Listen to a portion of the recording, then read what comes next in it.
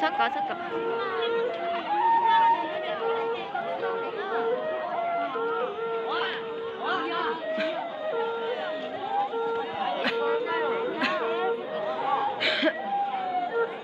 Lớn đây bệnh gì hả ấy cũng mà thân nè. Màu ya ra chi nó sẽ.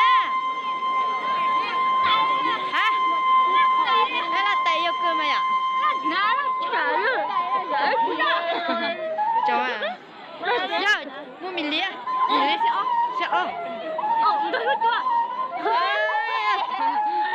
Đâu có cái nó sẽ ó hết mua. Sẽ ó nhá thử qua bài. Ê, có à? Thì có rồi. Chỉ nhát là bài của Nhá từ. Để biết bài của Phong à, bài đã chơi đen lên của Phong à. Mỗi chỉ lâu lại à. Lại cơ. Sẽ chỉ lâu vẫn nghe à. Sẽ ý đồng bông sẽ ó chơi sẽ ý ôn nghệ sẽ ó đồng bông. Ý quả là ý lớn như để cho để sẽ ó này. Sẽ ý sao yo. Ai ok. Bài đẹp bên. Ê, nè ôi chú chế. Để Nhớ tao thả đấy. Sai lại. là hay sư. Đã. Thả em bay xíu qua. Tôi đâu bây giờ là thành nhá. Chẳng nhẹ rồi. Mày hoa sao? Đi. Từ nào? Cô ấy bay xuống xí tí à? Xí tí. Lôi à? Lo cơ. Tao cứ. Xí lo mà, cô có bay xuống lo. Vì tôi lo gì? Gà, sao mình lại đập bên nhắn nào? Con tàu đảo vinh nha. Ủa, bên này biết nữa. Chứ một con tàu đảo vinh chơi đi mà là tụi chị mình cả thì nó trông. Thế à?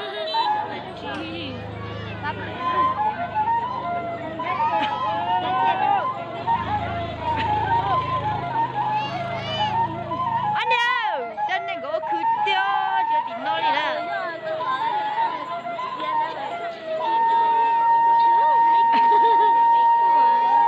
Lo, cha chúng này rồi tí cho đã đăng chế là nhổ. Bây giờ chúng ta tí cho đã đăng chế hay không? Chúa chứ mà tôi lấy hả? Dạ. Đã tôi đã hả với chúng con. Tí ba đăng chế. Trời chào tôi.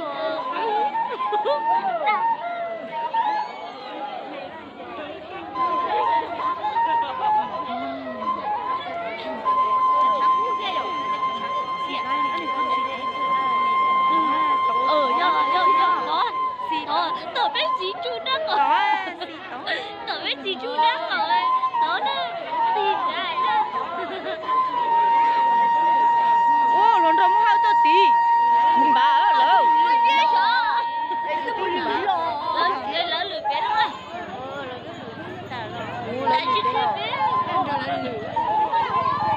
Ủa, đâu á, chỉ là chín hợp bé rồi. Này tụi em cũng hết trăng hả?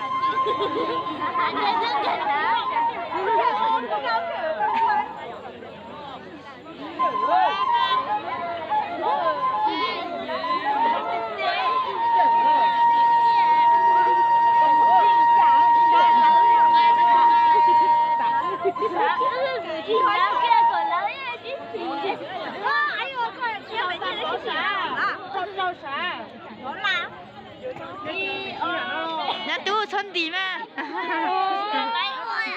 Cái ba giờ cũng sợ tôi nhớ trần nó chả.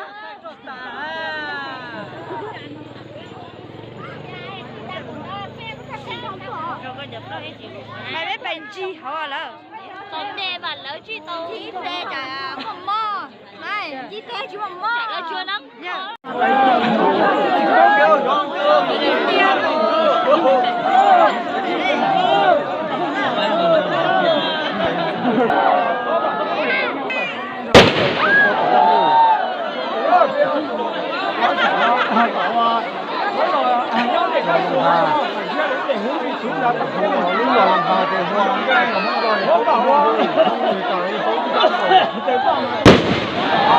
Chị quan lợi yêu ấy yêu sao?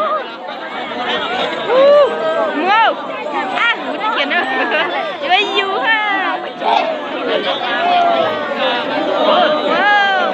Chết nhẫn rồi.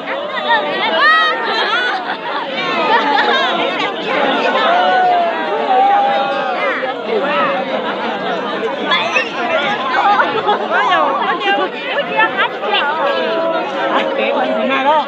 Ăn tiền đó. Ăn tiền là ăn cái này đó. Ăn tiền là quên là ơi. Ăn tiền mình không phải quên lắm. Ô, dạ đẹp đây.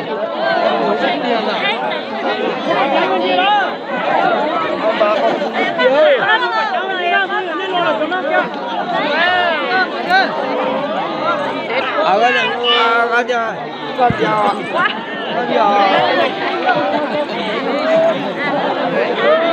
Chắc rất là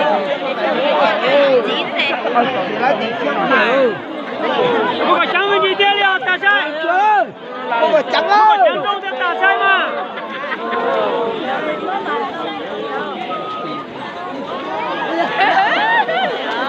Mới có trứng ư.